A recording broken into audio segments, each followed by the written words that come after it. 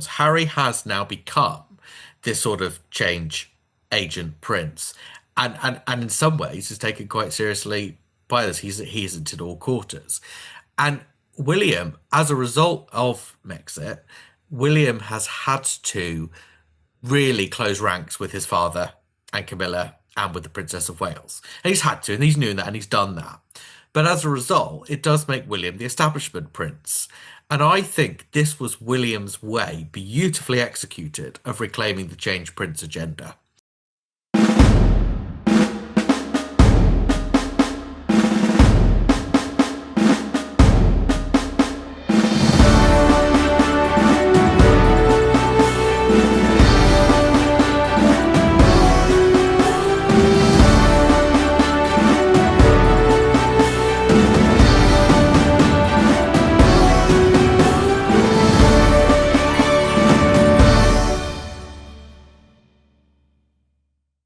Hello, Royal History Geeks, and welcome to the October 2025 Royal Roundup. This is the second installment in our monthly series where we review all the big royal news that happened over the month, also dipping into the history world and finding out what is hot in the world of royal history. You may have noticed that October was another busy month for the Royals, but in the time between us initially planning this episode and being here broadcasting, one big story broke, which was the story about Prince Andrew and the ongoing saga to do with his own personal conduct and the continual distancing that the royal family are keen to do with him. We have decided that in order to not have the whole of the month taken over by just one particular story, we have done a bonus episode, which you'll be able to find wherever you found this episode, which looks specifically at Prince Andrew and all the news that there's been over recent days. So you won't find him mentioned very much in this roundup, but there is content out there if you want it that you might find interesting to listen to. Before we go any further, let me introduce myself. My name is Gareth Streeter, and I am the creator of Royal History Geeks, and I am joined by James Taylor, Royal Commentator. How are you, James? I'm very well, thank you. I think we've been completely Andrewed out, so we'll try and keep this as Andrew light as possible. I think so. I think so. I dare say, given some of the other things we're talking about, there may be a bleed in, but it will not be the Well, I think focus. it'd be difficult not to mention him at all, but I think Hmm, that if we can try and keep it to as try and keep him in his own podcast, then I think that's probably for the best. I agree. Well, we've got three or four quite big royal news happenings to talk about today. But before we do that, James, just for anyone that doesn't know, is a very enthusiastic royal commentator, also a photographer that sees the royal family in the flesh far more than I do in terms of events. Do you want to give a quick overview, James, of some of the less high profile but still very important royal events and activities that have been carried out over recent weeks? I mean, one of the nicest ones for me was that the Duchess of Gloucester visited Sheffield at the beginning of the month, and that was Ah, rather nice because not only was it not far for me to travel for once, because when you're going to a lot of royal events, you do clock up the mm, miles, but also because we were invited to meet her at the end, which was very nice and something that one doesn't always get. mm, mm. And also because several of my photographs of her, because she went to the Crucible Theatre, which does produce world class theatre, but is most well known for hosting the snooker championships. But she also went to a manufacturer of scissors and shears, and Mm, called Ernest Wright in the I city of see. Sheffield. And so, and she was presented with a brooch in the shape of a pair of scissors, which she wore, was very enthusiastic, and she put it on straight away. And I'd managed to get some pictures of it. And so they were picked up and used by somebody who runs a website specializing in royal jewelry. So that was nice for Ah, me on that score. yeah. And so that was special in several ways. And then I got some nice pictures of her at St Paul's Cathedral the following week as well. Oh, nice. We've also seen Princess Royal at several different events, but I saw her also this week in Cleethorpes. She visited one of the Coast Watch stations because she's president of the Royal I see. Coast Watch Institution, and that was quite a jolly visit because she came out of the Coast Watch station. Mm. There was a small crowd of people there. Lots of people, came with their dogs and things. And she said, "Are you all regular walkers?" And they said, "Yes, ma'am." And she said, "Oh, well, I don't need to tell you anymore." Then sort of Yeah. smiled and waved and went off. But she was in a very good, very very good mood. But I do think I am going to use the A word. It was quite funny though that as she was inside the Coast Watch station, all that people outside were talking about was the Andrew situation. Mm. Nobody said Mm. anything to nobody was brave enough to say anything to her No, I can or shout imagine. anything out to her, but that's what they were talking about outside. And also this week, although I didn't get the opportunity to go, we saw the Duchess of Gloucester visit Bermuda because it was the regiment based in Bermuda, which she is colonel in chief of, was celebrating its 60th anniversary, and so she went there. And she's paid, I think, 4 visits, 4 official visits to Bermuda, and so she went to an official trooping the colour for Right. the regiment's anniversary and several other engagements there. And I think that because the Duchess of Gloucester is far less high profile, it's Mm. more or less gone under the radar, which in some respects is disappointing because of the amount of effort that she would have put in.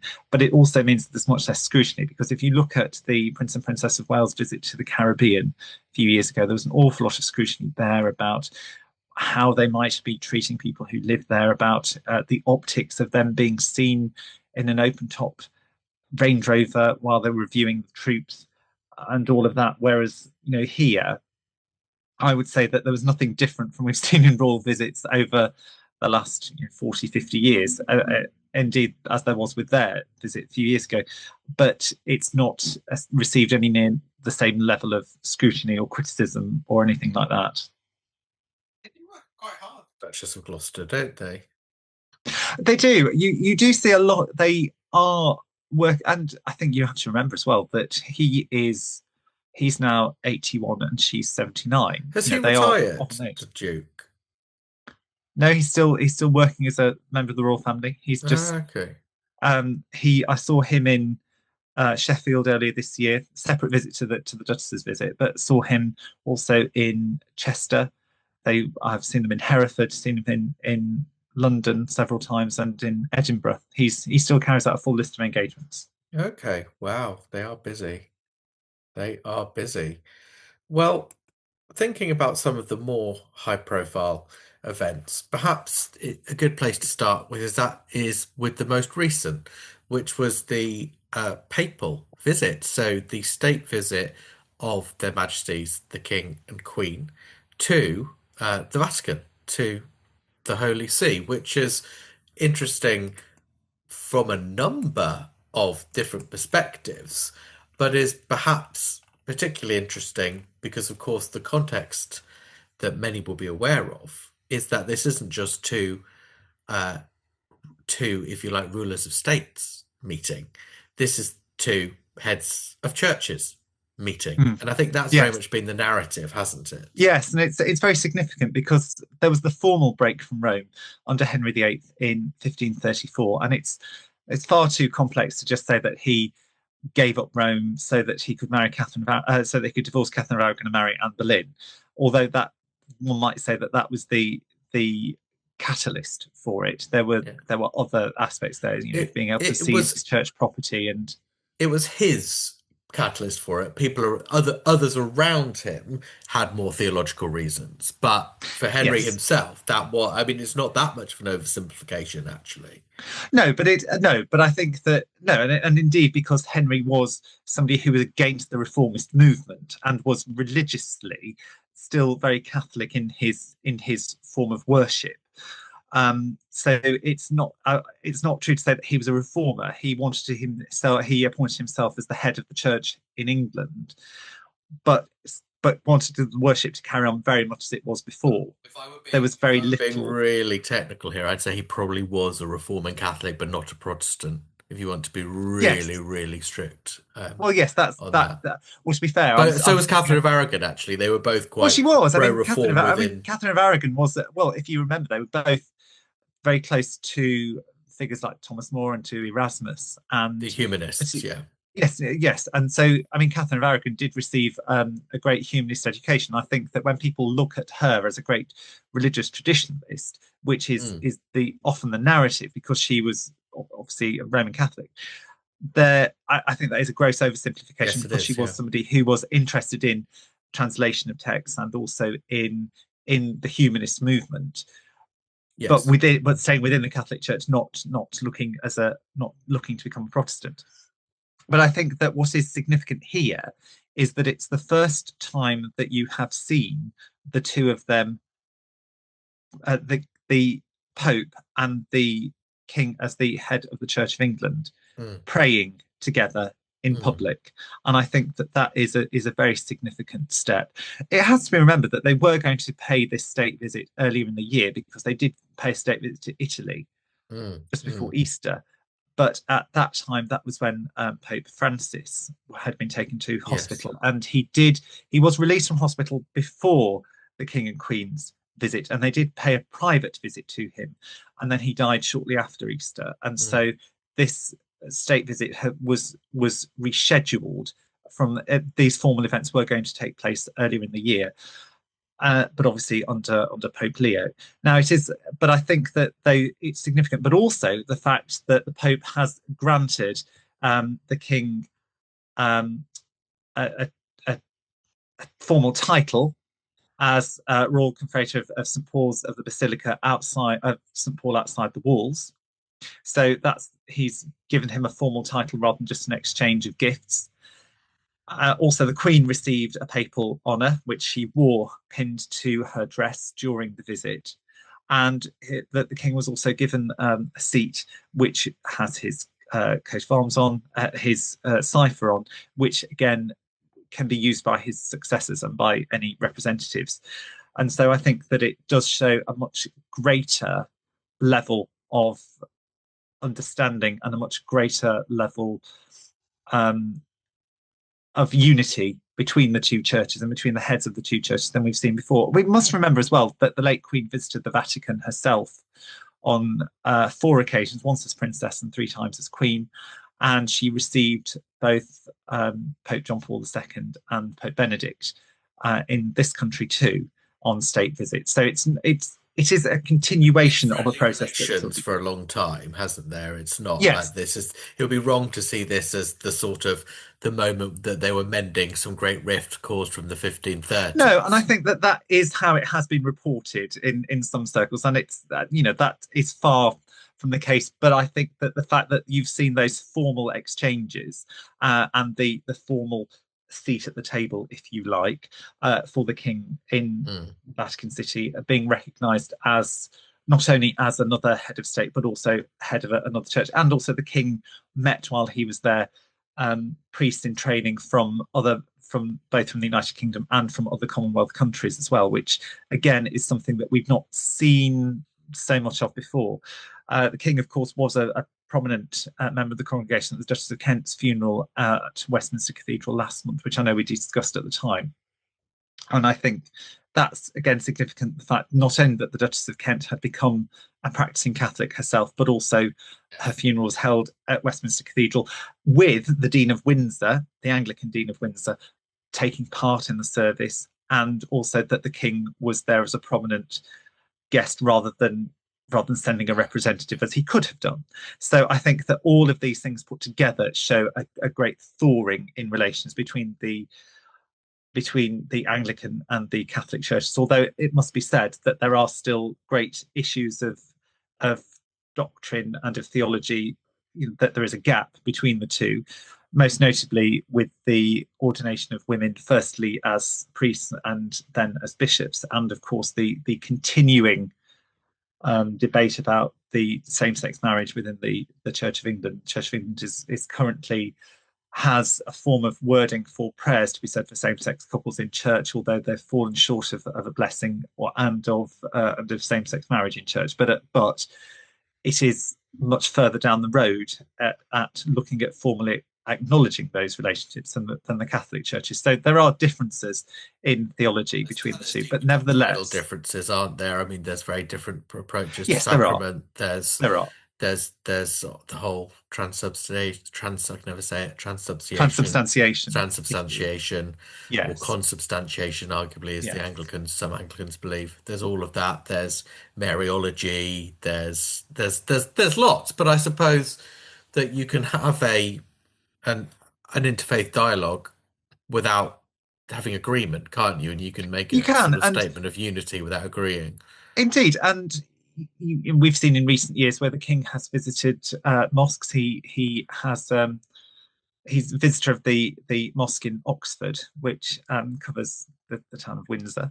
People Mm, may visit there, but also he has marked different religious festivals of various different religions by formally, by either by inviting people to celebrate within the grounds of the royal palaces or by issuing statements of support for them. So the king has shown a great.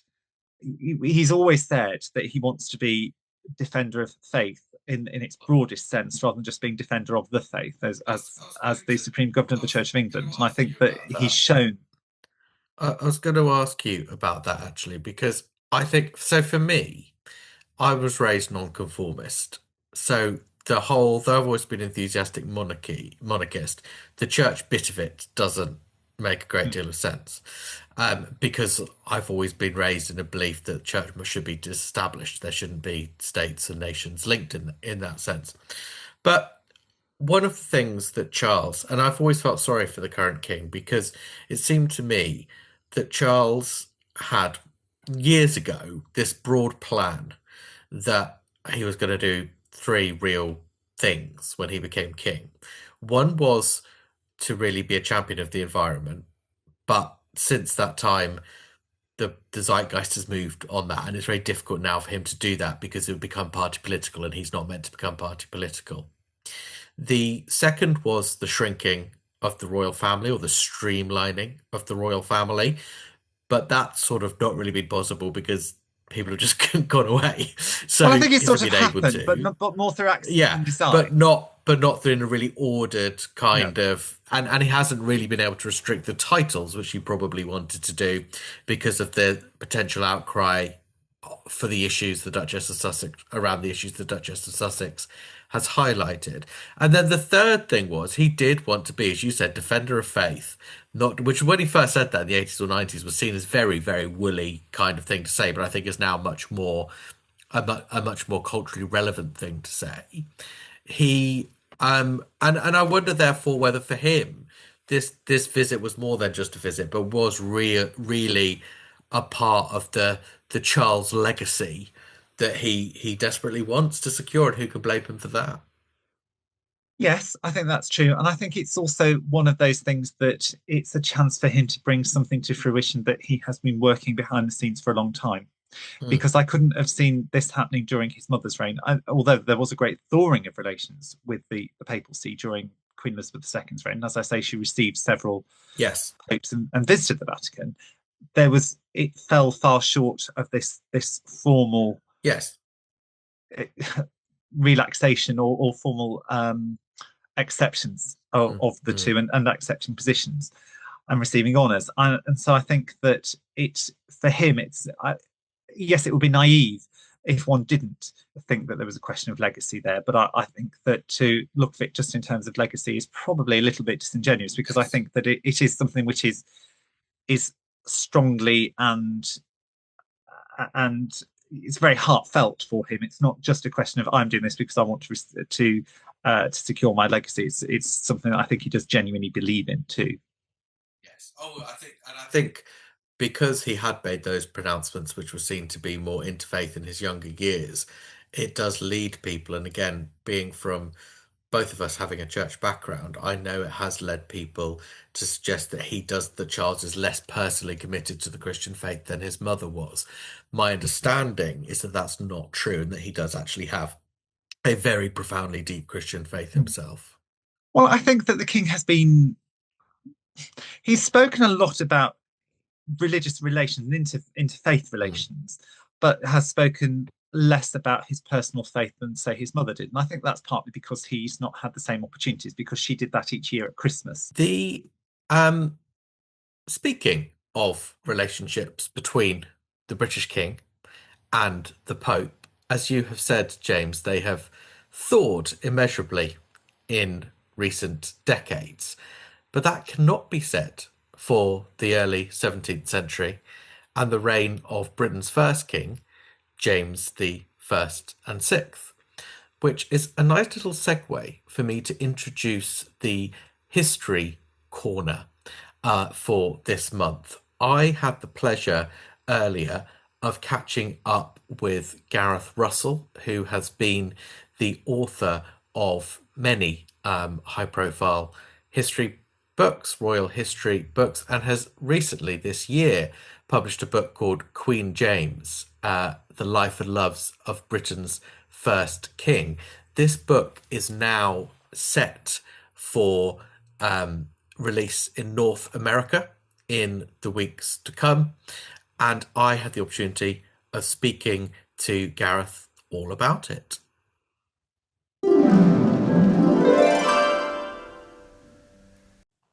Hello, Gareth. How are you? I'm very well, Gareth. Thanks for having me. Great to be speaking with you again. You've been very busy. I have, yeah, but pleasantly and happily so.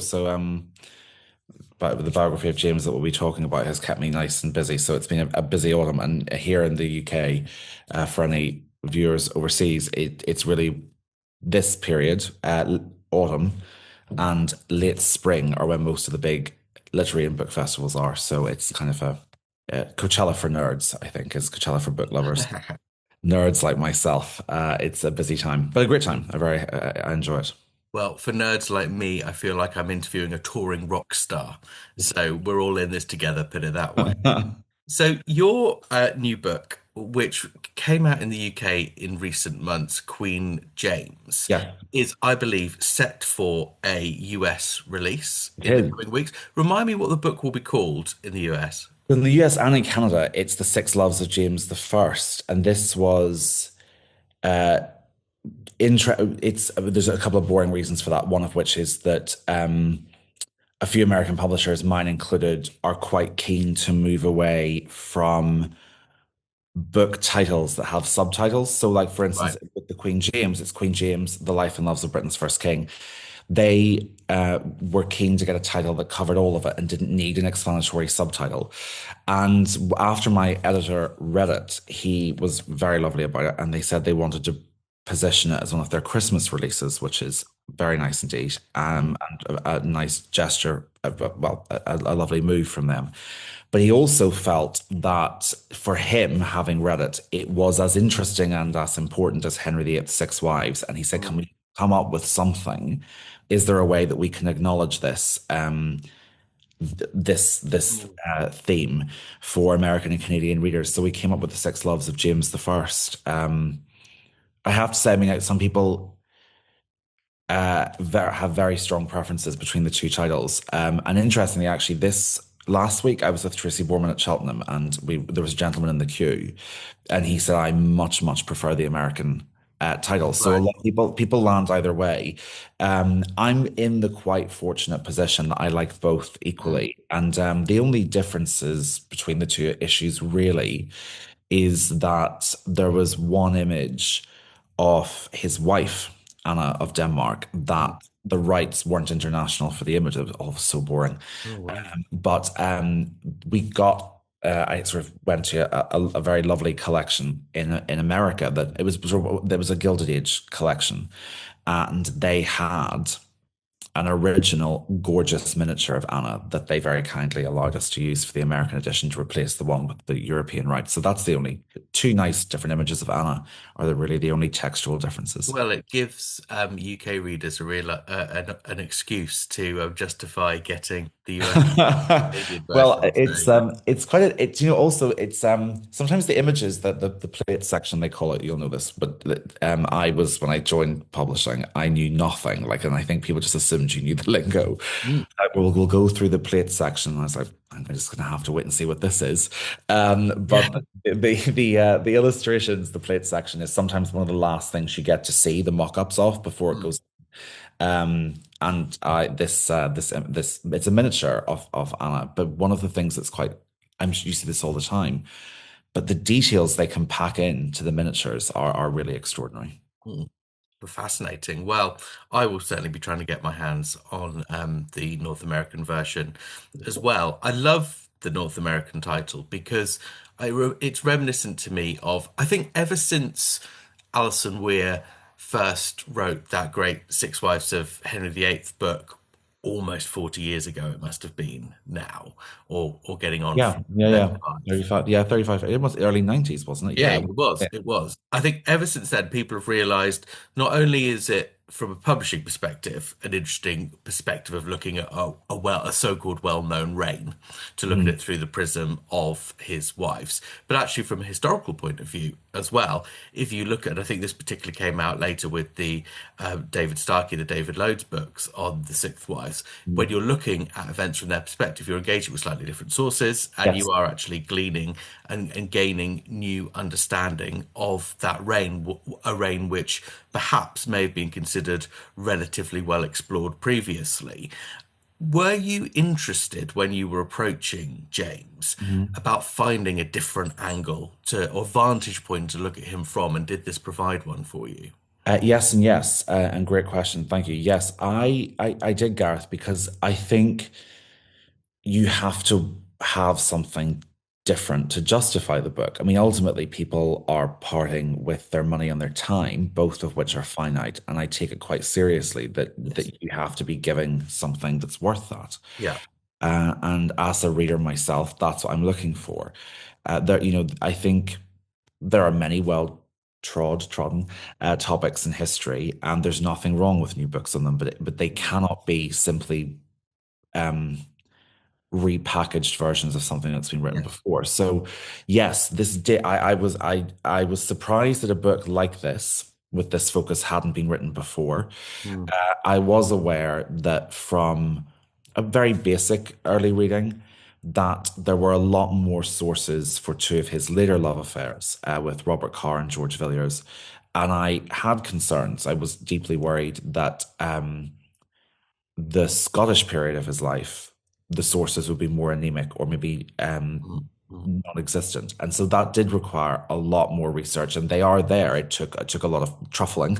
But it was very important to me too that one of the things this book did was that it honored the chronology of his life, which is why just over half of it is set in Scotland, because just over half his life was. I wasn't interested in um, perpetuating this idea that Scotland was a prologue and England was the story. You know, they're Which is two. how we've all learned the story before. If you grew up Yeah, in England, I can assure you that's yeah, how. absolutely. It's James the sixth and first, Yeah. and so even the way I wrote that section, he is always until in the 11th, the first 11 chapters, he's just James the sixth, and then in the bit where he goes back to Scotland in six, if he's in England, I call him James the first. If he's in Scotland, he's James the sixth. Fantastic. And I'm so pleased you did that. And I I remember thinking at the time, I've always managed to sort of avoid the fascination with Mary Queen of Scots that Mhm. so many royal history geeks have. And I was reading the first few pages of your book and I was like, oh, darn it, I'm getting enthralled into the Mary Queen of Oh, Scots story. thank you, Gareth, because I sort of, well, listen, when I did the first chapter, which really covers the events of his birth and her reign, and then a little bit of chapter two is her downfall. I thought, how am I going to compress Mary into a chapter?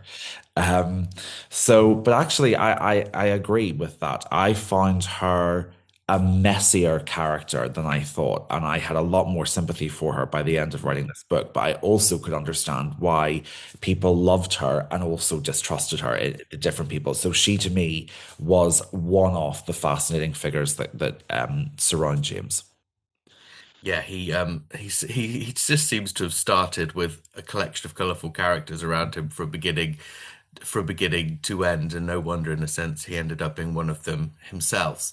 I wanted to talk to you a little bit about terminology and our understanding of looking at sexuality as historians. Yes. One, I think, and I think you will know this more than anyone else on the face of the earth now, but it's very difficult for sort of the 21st century, where we have a particular understanding Mhm. of sex and sexuality, particularly in a world where most people understand what things like LGBT mean, to try and understand, if you like, same-sex sexual activity in a 17th century, a 16th or 17th century paradigm is incredibly difficult. And just to give people a little bit of context to what I am talking about, historians are very reluctant to Mhm. even, for example, use a modern medical diagnosis and use it to refer to someone from history, because even though we might be able to detect the same symptoms and recognize that the same bioorganic process is happening,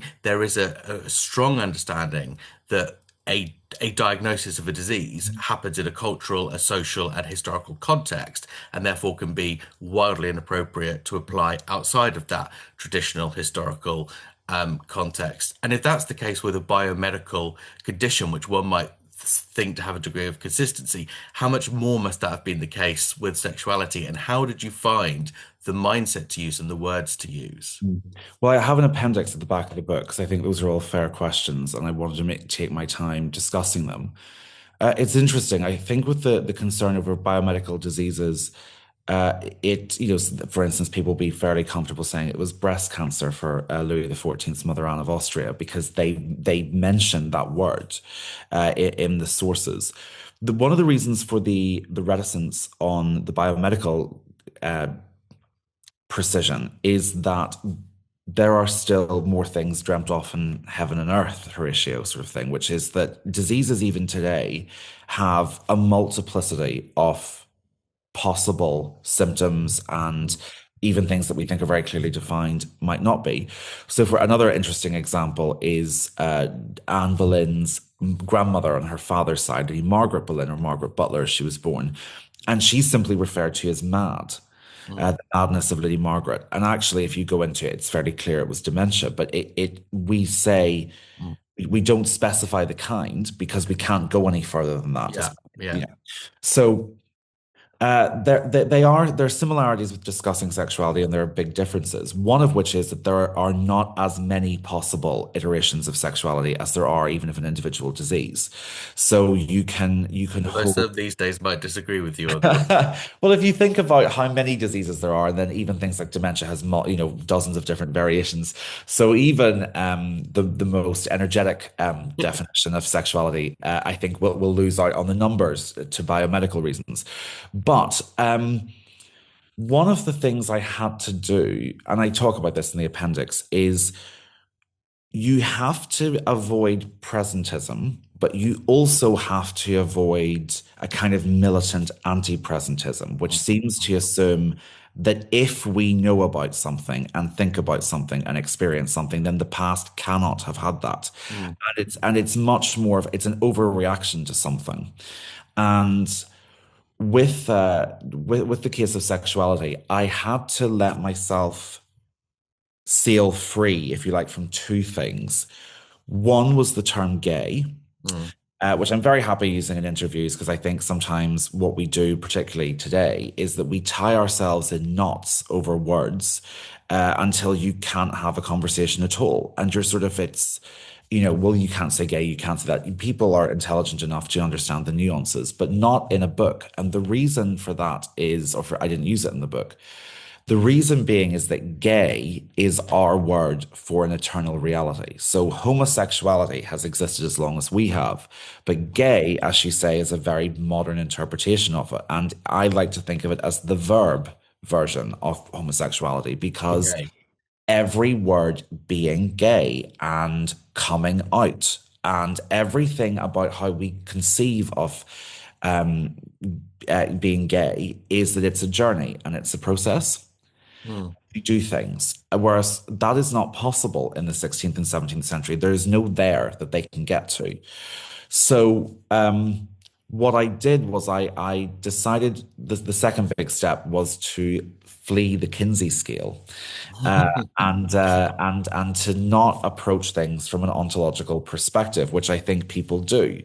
So they'll say, but how could he have had sex with a man if he also had sex with a woman and had children with his wife? And I'm thinking about people here like Alexander Lindsay or Robert Carr falling in love with his wife.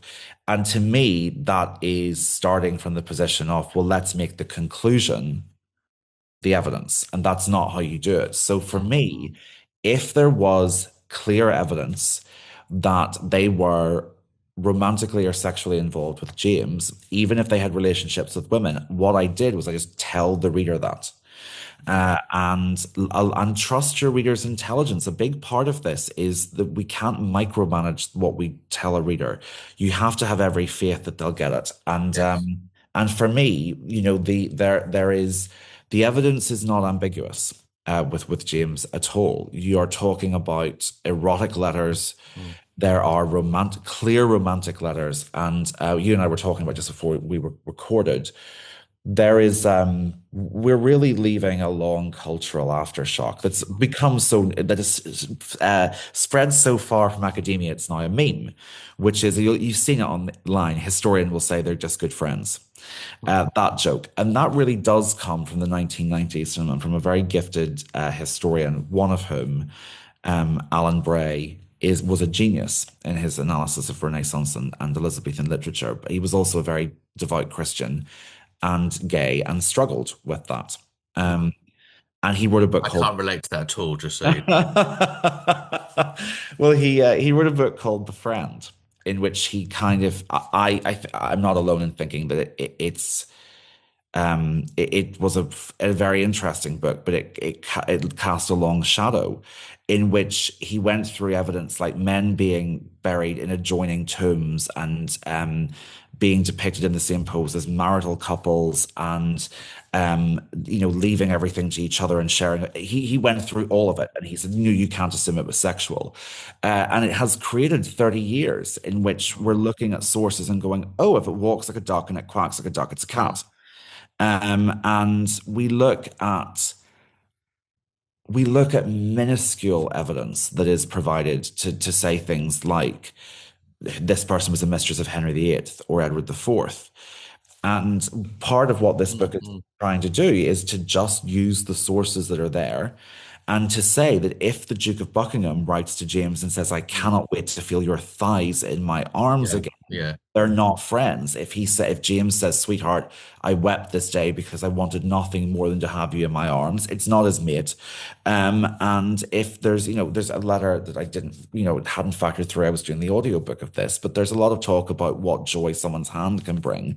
There's all of it. There's the full spectrum of really hefty source work. And I'm also, just to sort of wrap up on the question, because it's a great one, Gareth, I think the other thing that you need to do with this is that you can't become too bound by, I suppose I would say, a moral conclusion on it. You have to just you let these sources come in and come out as they Mm, happen. mm, mm, And you acknowledge when maybe for some relationships there are more, some there are less. And so ultimately, with those sources, what you get to do is reconstruct the whole person. So I'm not writing a book about a gay rights icon because he would have had mm, no idea what they were. And he mm, was, a flawed icon, let's put it that way. mm. Um, an icon with a couple of chips in it. But when you put the sexuality back in and the romance back in, and you stop being squeamish and you stop being coy, or you start thinking that a private life, which in a monarch is probably a contradiction in terms, but when you stop thinking it's reducing someone, a phrase that we don't use about the six wives of Henry VIII, to their private life, the joy is you get to create the whole person again. You get to see exactly who that person was. And for me, it meant James makes sense. And he was a bright Technicolor person. And being able to put these sources back in, some of which haven't been published before, was thrilling. Really, really thrilling. I certainly, I mean, I knew some of the letters and stuff, but I didn't know the extent. And it Yes. was, honestly, I really do believe everybody is going to learn something from this book, either in terms of new source material or certainly in terms of analysis and perspective and great storytelling that you Thank bring you. to it. And one of the things I do enjoy about your books is you talked earlier about your deal with the deal with the buyer in terms of you have to learn something new. Yeah. I also think, not for me to put words in your mouth, but you also make an implicit contract with your buyer that they're going to get a good read, that they will get enough Yes. of Hope, being God able to willing. I mean, if they don't, it's not intentional. It's it's my fault. it's not just lists of sources, you know. Yeah. Some history books can risk just being a big appendix, and Yeah. it's certainly not that. Final question then before I let you go, and I think in asking this question, I'm probably throwing aside all the good academic considerations I was raising earlier. Who was the love of James's life? This is a bit like when I did a book about Hampton Court called The Palace, and I kept getting asked which is your favorite room. And if anyone has seen more than one of those interviews, I kept answering a different one depending on my mood on the day. I need to get a good answer for this. I um I think I think the least passionate but most consistent love was actually with his wife. I think it was the best platon. I mean, they did their duty with the monarchy, but they were. I think she was his best ally Mm. in terms of a genuine, passionate, romantic love. Uh, I lean towards it being Robert Carr, the Earl of Somerset. I think George Villiers, the Duke of Buckingham, and Alexander Lindsay are probably close contenders for silver and bronze. But my instinct would be that had what happened, and that scandal not overtaken him, and Robert not become like just a spectacularly awful example of what happens when you get rich and famous, I think that relationship would have endured. I really do. And reading James's 7-page letter to Robert when the relationship is falling apart and Robert's refusing to share his bed anymore, and the line when James says, "Prove to me you held on to me out of love, not greed." It is a really it's a beautiful, very painful love letter, and to me, it was the cry of someone who was, I think, deeply in love, and also it lasted. Robert was the not quite a decade, but about 8 years, and yes, my money is on Robert, but it wouldn't be a big bet because I think George might pip him to the post, but I think it's Robert Carr. Well, if that doesn't want to make people buy the book, I'm not sure what will. It is presumably available for pre-order in North Yes, America. it is. It is for pre-order, and if it's particularly a topic in history that you want to see more of in America, pre-orders are due a lot in publishing, so they sort of let book buyers know how much interest there is broadly from the public for it. So pre-orders are great, and if you want to wait until the 2nd December, it's out then. Fantastic. Well, if you haven't read the book, make sure you read it. And Gareth, thank you so much for joining us on the History Corner today. Thank you very much, Gareth.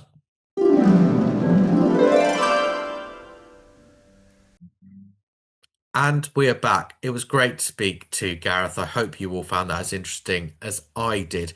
And just a reminder that the book under the name of The Six Loves of James I is now available for pre-order in Canada and North America. So please get pre-ordering, North Americans. Mm. Well, now we must return to the present day, the month of October. And as we were saying earlier, it's been quite the October. And what I thought would be the biggest story of the month, though hasn't ended up being the biggest story of the month, is the um, interview given by the Prince of Wales to Eugene Levy, which was released on October the 3rd and has dominated, really, or did dominate for a few days, headlines around the world, as it was unexpected. I didn't know it was coming. I don't know if you did, James. And it was a place where William announced things that have certainly garnered people's attention in terms of wanting to bring change into the monarchy, talking personally about the struggles that his wife and his father have been through with cancer, and how 2024 was, as the Prince said, the worst year of his life, and talking in general about fatherhood, monarchy, royalty, with a, a beloved actor, Eugene Levy. Um, and I wasn't, to be honest, sure what to make of it all. What did you think, James? Well, I think just to make quite a flippant point, I think that seeing him on his motorized scooter on the Windsor estate was probably a highlight as well, because again, that's something that you don't tend to see him do. Mm, I think that it was very significant because you did see him talking about the that he's not averse to change, and I think that's significant because you often see the view that the royal family are completely traditionalist and nothing will change. mm. Although, having said that, I would temper that with a note of caution that there are a lot of people who said that when Elizabeth II died, everything would change when Yes, Charles came to yes. the throne. And actually, the number of changes have been, you have seen changes and significant changes, but actually rather piecemeal and Yeah. done rather slowly. And also because a lot of the ceremonies and the apparatus of state is there and would be quite difficult to be Mm, able to change in one fell swoop. I'm not saying that there can't be changes made, because obviously there are, but I think that if everyone expects that William would come to the throne tomorrow and it would change overnight, I think mm, that that's still probably quite a long way off. But nevertheless, he has spoken about wanting to make changes and wanting the monarchy to be more relevant. And I think that you have to put that in the context of the fact that we still have a monarchy is mm, because it has been able to make those changes and has remained relevant in society. Otherwise, it wouldn't have done. I think that the biggest change came, if you look, in 1917, not only mm, with the changing of the name of the house from Saxe mm, Coburg Gotha to Windsor, but also when George V introduced the Order of the British Empire, which, mm. yes, we might now look and think, how relevant is it that it's still called the Order of the British Empire, and I love it how personally, I'm not going to lie, but I no, know a but lot of no, but there people are lots of don't. people Yeah. do raise questions over it. But the point I think I'm making here is the fact that that it did offer honours to a much wider group of Yes. people Yeah. Yeah. than ever received them before, and that Mm, having them investitures from the king or from other members of the royal family did widen the scope mm. much more than it had done before. And so and they are innovations which would have been seen as being unthinkable in his grandmother's reign, in Queen Victoria's reign, or even his father's reign. Yes. So I think that you do see these things gradually being evolved and being regularized and more ceremony put around them. And so I think that when it's being reported that William wants to change things, yes, he is, and yes, it does mark a change, a break with certain traditions. I think it is in a much broader tradition of the evolution of the modern monarchy. I was speaking to a royal, very, very um, accomplished royal historian recently. He said very similar things to you, and I think the parallels with William and George V are obviously quite high, because you had a female monarch as a grandmother who ruled for a very, very long, at that in both cases unprecedented time. You then had a son who didn't came to the throne late in life, so was never going to have very long, in the form of sadly the current king and Edward VII, who were able to do things because of their personal, the esteem people held them in personally, but didn't really have chance to shake up the institution per se. And then you have George V and William V, as will be, who are able to push it that bit forward. I think that the thing that And we they both must, have beards. they do both have beards. The thing though that we must remember, and I think this is important, is that George V's reforms were made with him working hand in glove with the government of the day, Hmm. and it was responding to other political things that were happening. My big worry about William and change is that William is exactly the same age as me. I think he's 6 weeks younger or something like that. And they say if you want to know about how a man or woman sees the world, look at what was happening in the world when they were 20. Well, when William and I were 20, which was in 2002, or thereabout. In Golden Jubilee year, you were 20. Golden Jubilee year, we were living in a world, and I think we were just coming to the end of it in 2002, where the popular zeitgeist was unusually in Britain about modernity and modernization. We'd had Cool Britannia, we'd had the Blair years. That had never really been how British had seen things before, and it stopped being how Britain saw things again much quite soon after that. Whereas it much quickly again became more about tradition and restoration. And I'm worried that William, who is the son of Diana, who obviously would have been immensely impacted by the public reaction to the death of his mother. Um, I hope he is not trapped in a year 2000 zeitgeist, which I believe no longer exists. And I hope he understands the monarchy must be at its strongest by reviving and keeping tradition alive, not by groundless innovation. But the thing that I think was very interesting that you said there is when you It said was that all he thought, interesting, actually, James. All of it well, was interesting. very interesting. But the most interesting, the thing that I thought was that intrigued me was when you said, of course, he is the son of Diana, which of course he is.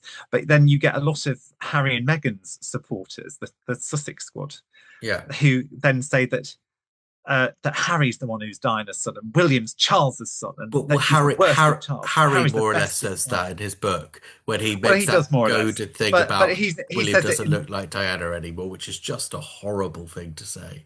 it is, but I think that he's a bit more subtle in it than some of the people who follow him say. Yes, sure. But I think that you're right. You do have to recognise, and one of the things that I think he's very, very unfairly criticised for is because he said that when he made that statement about when it had come out about the way in which Martin Bashir procured the interview with Diana for Panorama in 1995, when he said that fed into her paranoia. Well, you get a lot of Harry supporters going to say, well, he called her paranoid, therefore he can't have loved his mother.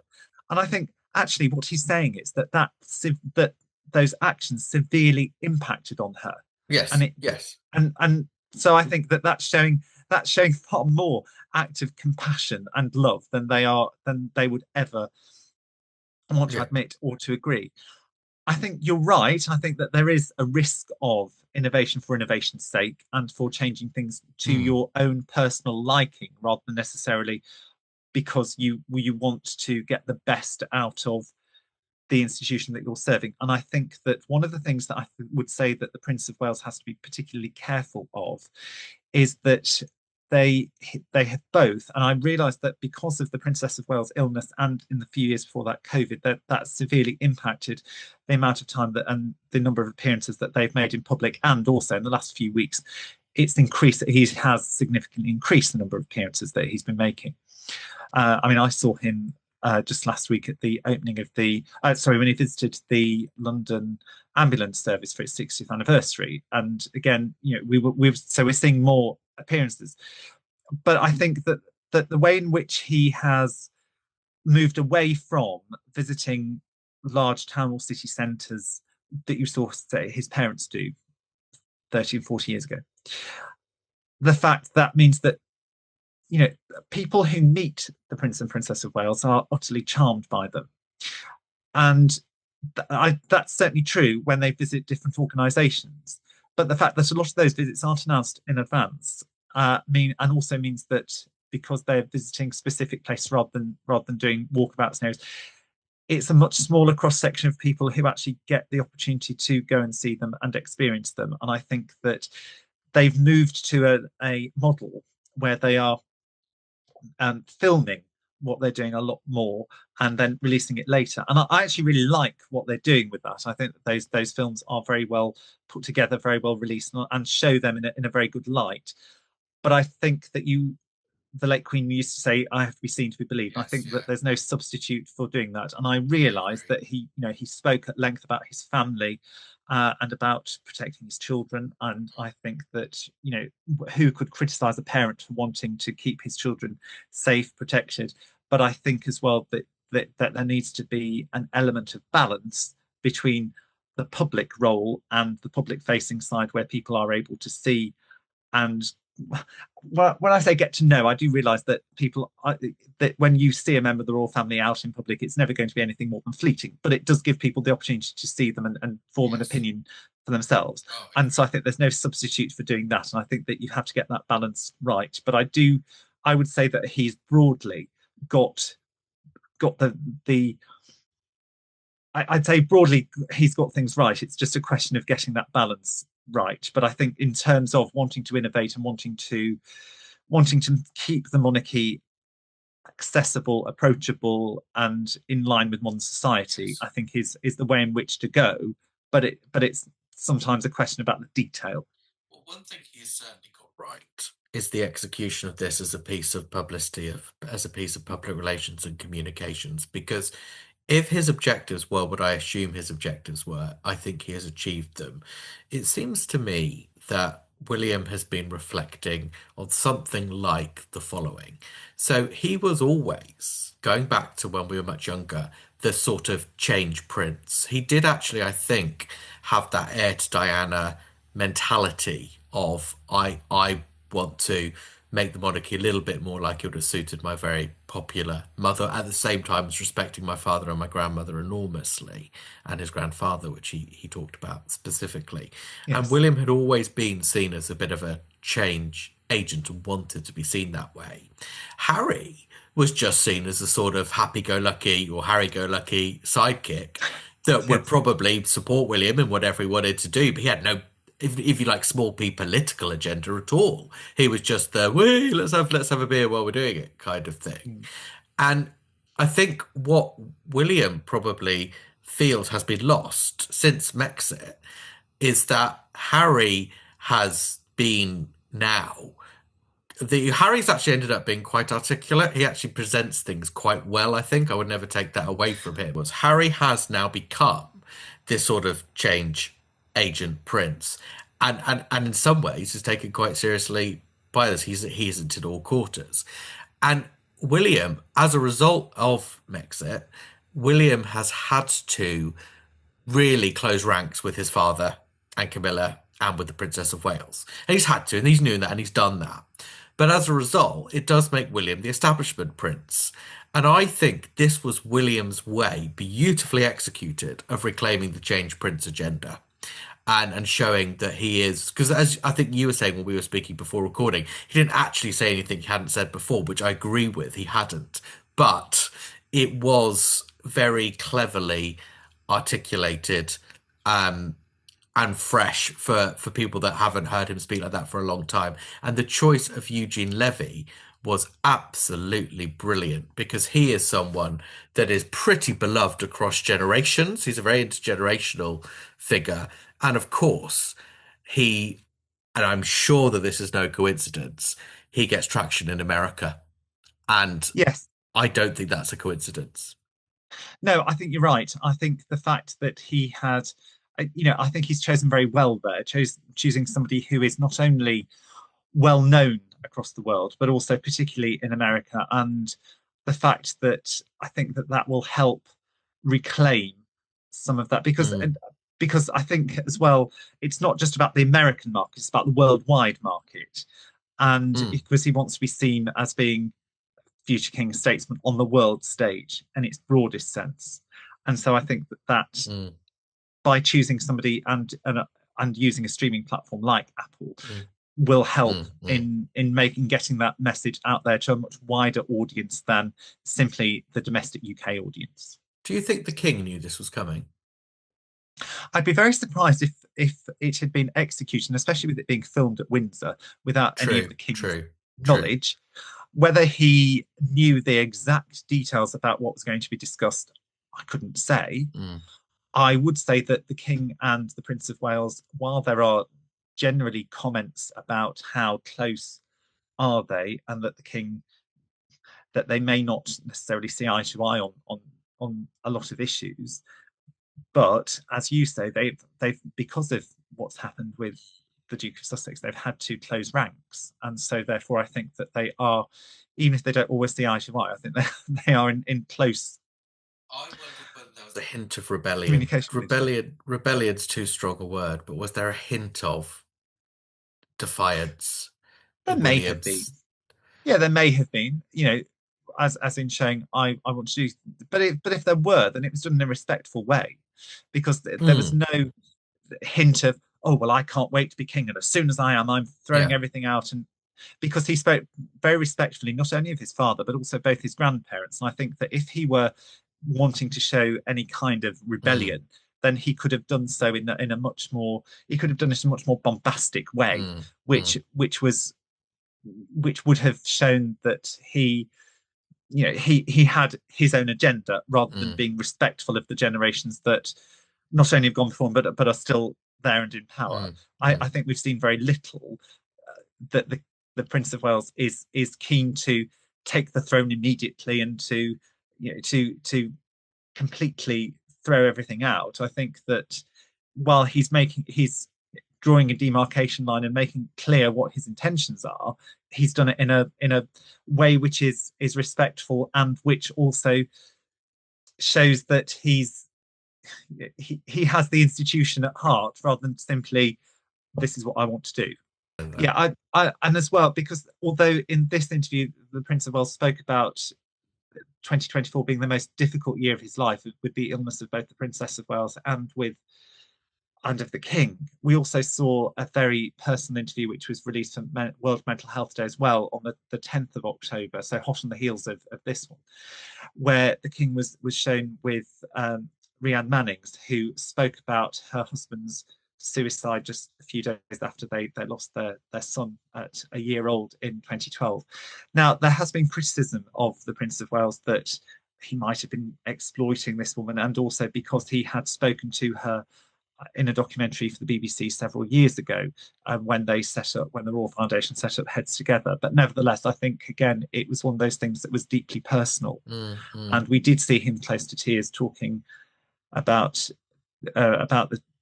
the suicide of Paul mm, Mannix. And I think that it's shown that the Prince of Wales is not afraid from tackling these tough subjects, and also is not afraid of being seen as being emotional as mm, well. Now, a cynic might say that he's doing that just for his reputation, and I think that whenever you see anybody crying in public, there is an element of that they are in some way allowing the to to show their feelings in public. But I still think that there is a, that he approached that in a way in which he was wanting to do that mm, to highlight the cause and to help others. And I think that it shows that he is not afraid not afraid of looking at these more emotional, deeply personal subjects, and not afraid of engaging in subjects which people might have found difficult. And I think that that's going back to the change agenda. I think that's what he's showing, yes. in the same way that we're seeing the Queen engaging in subjects around um, sexual abuse and violence against women and girls. We're seeing, so when the Sussexes left, Meghan spoke about being not able to use her voice and not being able to be an advocate for women. Well, we've seen that in the Queen, and we're also seeing here the Prince of Wales engaging in issues around mental health, around suicide, and around um, and I think that that is important and significant, that it's showing that there is, when you look at the number of people who do suffer with mental health issues, that the royal family is engaging in that. It's not simply leaving that aside. It's showing a greater level of engagement, and I think that that is significant, not only in terms of William's personal image, but also in terms of the monarchy as a whole and the subjects in which they are now willing to engage. And that shows that it's in line with the general sentiment in society. Speaking of difficult issues, of course, the final thing we wanted to touch on this month was the King's visit to Manchester, which was this week. Was that this That was week? on Monday, That's on and Monday. yes, it was on Monday, and it was a visit which was completely unannounced. But he visited the Heaton Park Synagogue, which was, of course, the site of the terror attack a couple of weeks ago, and showed that was the king in his role, I think, as head of the nation. And I think that there it was significant that because this came out a few days after all of the announcement about Prince Andrew, that there had been that the palace actually released a statement to say that they wanted the focus to be on the role of the king as a unifier of people rather than on any other distractions. But I think that the fact that the king went there personally when he could have sent somebody else to represent him and not only met people who were present and who were victims of that attack, but also met the emergency services who dealt with them, as well as the religious leaders, I think shows that the king takes a great interest in all elements of society and does want to be seen as that head of the nation and that unifier of people. And I think that that's where you do have the force of the monarchy as a force of good, because it is wanting to show that despite the fact that there are terrible acts which are carried out, either in the name of religion or otherwise, that there are certain human aspects which transcend those. I think that that's where the king was in visiting there, was showing that he takes that deep interest and wants the monarchy to be a focal point to help bring people together rather than looking at the things which divide us. I think that is a pretty perfect note to end the October roundup on. So what I would just say to everyone is a reminder that if you want to get into the weeds of the Prince Andrew coverage and content, do check it out on our bonus special episode. Do mention anything you think we've missed out or don't agree with us on in the comments if you're watching on YouTube, or get in touch with us on the socials, Instagram, Twitter, Facebook, Royal History Geeks, or drop us an email, royalhistorygeeks@gmail.com. But until next month, have a great month following the royal family, and we'll discuss it in 4 weeks' time. Goodbye.